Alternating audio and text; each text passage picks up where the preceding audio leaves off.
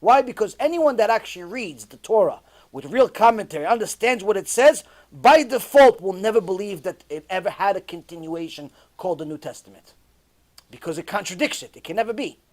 But that's the problem. So people rely on their reverends, on their popes, on their pastors, on Malach HaMirvis to help them to get to this false conclusion, because the Yetzer Hara is very, very powerful and fools large quantity of people.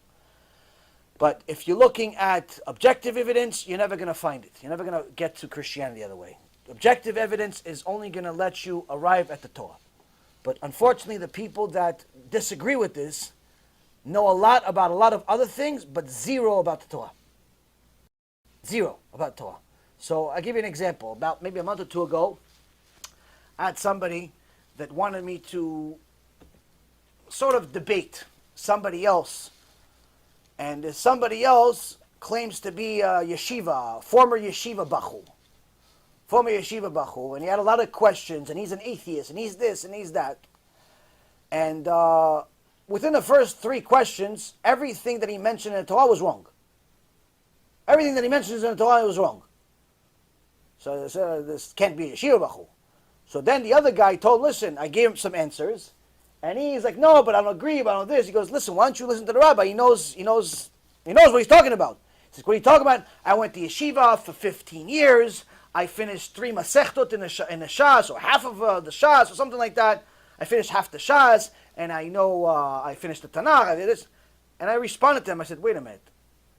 You're like waving a flag that you completed half the shas, and you completed reading the Chumash, as if that's a lot? Who told you it's a lot? That, like, what? Everything that you said is wrong. You got offended, we stopped the argument. Why? Because people don't want answers. They want somebody to agree with them. And as soon as they see that what they know is really not what's reality, or that somebody else is calling their bluff, because he could say this to a lot of other people. A lot of other people are going to say, wow, you finished half the Shas? Wow, you read the whole Tanakh? Wow, you know a few halachot? Wow, you went to yeshiva for 10 years? Wow, you're like a half a Talmid Chacham. You're like a full Talmid Chacham, but that's, no. That's the thing. People think that what they do is a lot. In reality, it's not. Most of us have no concept of what a lot means. And even the people that learn a lot, the more they learn, the more they'll tell you they learn nothing. The more they learn, the more they'll tell you, I just want to learn a little bit. So that's all I want. I want to learn a little bit. They ask Rabbi Ovadia. Rabbi Ovadia was on his deathbed. Still learning. Why are you learning? You're on your deathbed. I just want to learn a little Torah. I just want to learn a little Torah.